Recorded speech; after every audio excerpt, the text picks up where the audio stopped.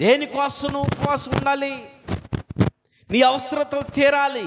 నీ అవసరత తీరాలంటే నువ్వేం చేయాలా?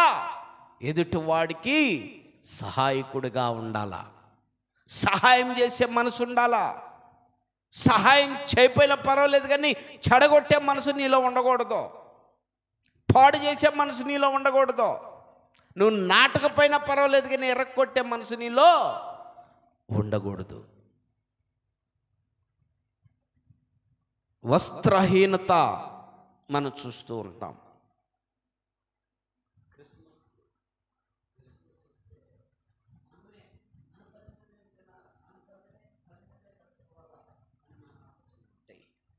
నీకు లేకపోయినా సరే నువ్వు ఎదుటివాడికి సాయం చేయగలిగితే, ఎదుటివాడికి పెట్టగలిగితే, ఈ అల్పులైనటువంటి వారికి నువ్వు కానీ పెట్టగలిగితే దేవుడు నిన్నేం చేస్తాడు? ఘనుడిగా ఉంచుతాడు. చెప్పు హల్లెలూయా. ఒకడు నువ్వు పెట్టగలిగిన స్థితి నీకుందంటే నీ పక్కనోడు ఎవరు? నీ స్తోమతకి తగ్గినోడే కదా, తక్కువడే కదా.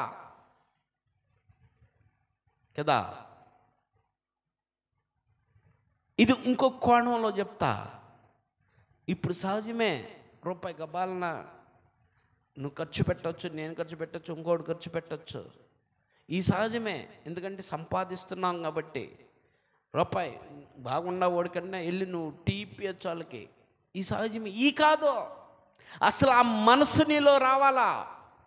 నేను పెట్టగలగాల, నేను ఖర్చు పెట్టాలా, నేను ఇవ్వాలా, ఆ మనసు నీలో రావాలా. అప్పుడు దేవుడు చూస్తాడు. అది దేవుడు చూసేది. నీ క్రియలు దేవుడు చూస్తాడు, మాటలు కాదు. మాటలు చెప్పేవాళ్ళు బోల్డ్ మంది ఉంటారో. నీకు భోజనం పెడతాలేపో, నీకు బట్టలు ఇప్పిస్తాలేపో, నీకు అది ఇప్పిస్తాలేపో, నీకు ఇది ఇప్పిస్తాలేపో అనేవాళ్ళు బోల్డ్ మంది ఉండారో. పెట్టింది గుప్పిడన్నా పెట్టింది గొప్ప, ఇచ్చింది గొప్ప. మాటలు చెప్పేదానికన్నా కూడా అల్పులైనటువంటి వారికి నువ్వేం చేయాలా?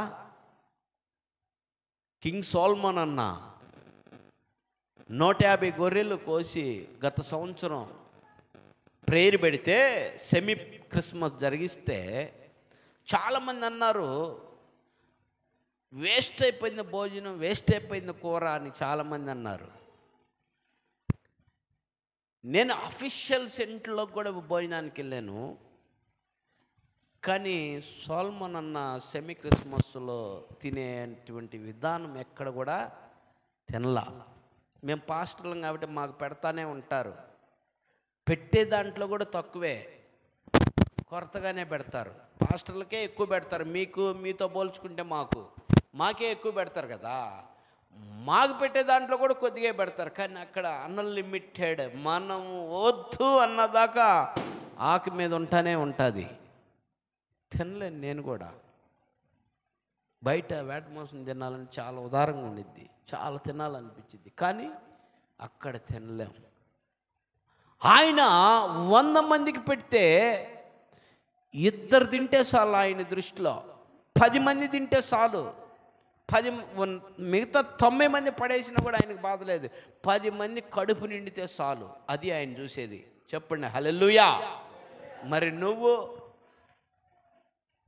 మనం 10 మందిని తింటే చాలు, ఆ స్థితిలో ఉండవా? రాత్రి నువ్వు తెలుసుకోవాల్సిన సత్యం. నా సబ్జెక్ట్ ఇది కాదు యాక్చువల్గా. మనోడితో ఒక వాక్యాన్ని పంచుకున్నప్పుడు, దీని గురించి అడిగినప్పుడు, ఈ వాక్యాన్ని నేను ఈరోజు బోధిస్తాను, దేవుడు నాకు తెలియపరచాడు, నేను వెంటనే రాసుకున్నాను. ఇప్పుడు బైబిల్ తీసి చూసినా ఈ వాక్యం ఈరోజు ఇక్కడ మెసేజ్ అని రాసి ఉండిద్ది, రాసేసుకున్నా, డిసైడ్ అయిపోయా. మీకు తెలియాలా? అల్పులైనటువంటి వారికి సహాయం చేయగలిగితే దేవుడు ఏం చేస్తాడు?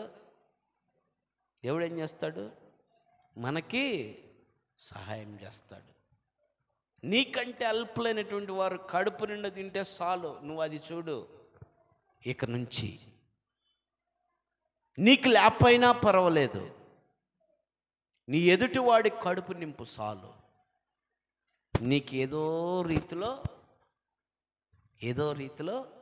అందుకే దేవుని ఆశీర్వాదం ఎలా ఉంటుందంటే ఈ షేప్లో ఉంటుంది, ఎల్ ఆకారం, ఈ షేప్లో. పైనుంచి నువ్వు అడుగుతూ ఉంటావు, ప్రభు నన్ను ఆశీర్వదించవయ్యా, నాకు సహాయం చేయవయ్యా, నాకు సహాయం చేయంటే దేవుడు నీకు ఇస్తుంటాడు. ఇస్తున్నప్పుడు ఇటు వదులుతా ఉండాలా. కొత్త చొక్కా వచ్చిందంటే పాత చొక్కా లేనివాడికి ఇచ్చేయాలా. నువ్వు కానీ పాత చొక్కా ఇవ్వకుండా ఇంట్లో పెట్టుకున్నావంటే ఇటు నుంచి వచ్చేది మునిగిపోతుంది. ఇక నిండిపోయి ఏడదాకా వచ్చేసింది. ఏడకొచ్చేసినాక నిండిపోయింగల్నే ఇంకా పట్టడానికి ఖాళీ లేదు. పట్టడానికి ఖాళీ ఉండిద్దా? ఉండదు. వచ్చి పొంగి పొర్లుతూ ఉంటుంది. పొర్లేదాన్ని చూసేవాళ్ళు ఏం చేస్తారు? పాతని ఏంటి నీళ్ళు. చిన్న ఎగ్జాంపుల్, ఇక్కడ పైపులో నీళ్ళు పెట్టినప్పుడు ఆ బిందె పెట్టంగానే నిండిపోయి పొర్లుతున్నప్పుడు చూసిన వాళ్ళు ఏం చేస్తాడు? గబాలను వచ్చి ఆపేస్తాడు. ఆగిపోతాయి ఆశీర్వాదాలు. దేవుడు అంత మట్టుకే నీకు. కానీ దినవృత్తాంతాలు మీకు చెప్పాను.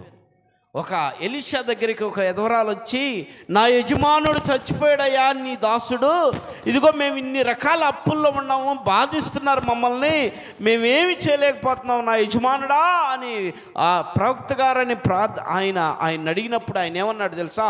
ఊర్లో ఉన్న వాళ్ళందరి దగ్గరికి వెళ్ళి పాత్రలు తెచ్చుకో అన్నాడు. తెచ్చుకున్నారు వాళ్ళు. ఊర్లో ఉన్న వాళ్ళందరూ 1, 2 కాదు, ఎన్ని ఉంటే అన్ని ఇది మొత్తం నింపుకో అన్నాడు. నింపు వేసుకున్నారు. దేవుడు ఆశీర్వాదాన్ని ఇచ్చాడు. ఆ పాత్రలన్నీ నూనెతో నిండబడిపోయినాయి. ఇంకేమన్నాడు? నిండిపోయి నాకు వచ్చి ఆమె చెప్పింది ఆయనకి, అయ్యా నిండిపోయినాయ్యా, తెచ్చుకున్నాయి అన్నీ నిండిపోయినాయ్యా, ఇంకేమైనా ఉండయా? ఇంకేం లేవా, తెచ్చుకుంటావా? ఇంకొద్దయ్యా మాకు, ఇంక నన్ను ఆడదామంటాయి, అన్నీ తెచ్చి ఇయ్యే ఈ నిండిపోయిన ఇంకొద్దయ్యా నాకు అన్నామే. ఈ సాలు ఇంకెందుకు నాకు అంది. పో నీ అప్పులన్నీ తీర్చుకోపో అమ్ముకొనే. అన్ని తీరవంగంట వాళ్ళు తరతరాలు బ్రతకగలిగినటువంటి ఆస్తి దేవుడు ఇచ్చాడు. హల్లెలూయా. నూనె నీ జీవితంలో నువ్వు కూడా అలాంటి మనసుని ఉండాలి. క్రిస్మస్కి నువ్వు తినటం కాదు, క్రిస్మస్కి నువ్వు తొడగటం కాదు, క్రిస్మస్కి నువ్వు ఆనందించటం కాదు. యేసయ్య ప్రేమను పంచడానికి ఈ లోకంలో పుట్టాడు. ఆయన ప్రేమను పంచడానికే ఆ ప్రేమ ప్రజలకి వెళ్ళడం వల్ల ప్రజలందరూ కూడా సంతోషించాలా. ప్రజలందరూ కూడా అదిగో లూకా సువార్త 2:11 చెప్పింది మాట, దావీదు కుమారుడు దావీదు పట్టణంలో నేడు రక్షకుడు మీ కొరకు పుట్టి ఉన్నాడు, ఈయన ప్రభు అయిన క్రీస్తుని గాబ్రియేలు దూత ఏ రీతిలో తెలియపరిచిందో, దావీదు పట్టణమునందో నేడు రక్షకుడు మీ కొరకు పుట్టి ఉన్నాడు, ఈయన ప్రభు అయిన క్రీస్తు రక్షకుడుగా. ఆ రక్షణ అనేది నువ్వు పంచాలా. రక్షణ అంటే ఏంది? రక్షించటం. ఆకల్లో ఉన్నటువంటి వాడిని అన్నం పెడితే రక్షణ అది. దాహం అయ్యేవాడికి దాహం ఇస్తే రక్షణ అది. వస్త్రహీనతగా ఉన్నవాడికి వస్త్రం ఇస్తే రక్షణ అది. ఆ రక్షణ నువ్వు చూపించాలి. ఎలా చూపించాలా? మాటలతో కాదు, క్రియలతో చూపించాలా. కష్టపడో, పని చెయ్యి, అప్పుదే నీ పనిని పరిపూర్ణంగా సమర్పించు. నీ పనిని పరిపూర్ణంగా విస్తరింపేటట్టు చెయ్యి. దేవుడు ఆశీర్వదిస్తాడు. దేవుడి కొద్ది మాటలు దీవించును గాక. ఆమేన్. మరొకసారి ఈ మాటలు మనము ఇంకా లోతుగా ధ్యానం చేద్దాం, అధ్యాయం చేద్దాం. చెప్పిన టైం అయిపోయినట్టుంది. రైట్.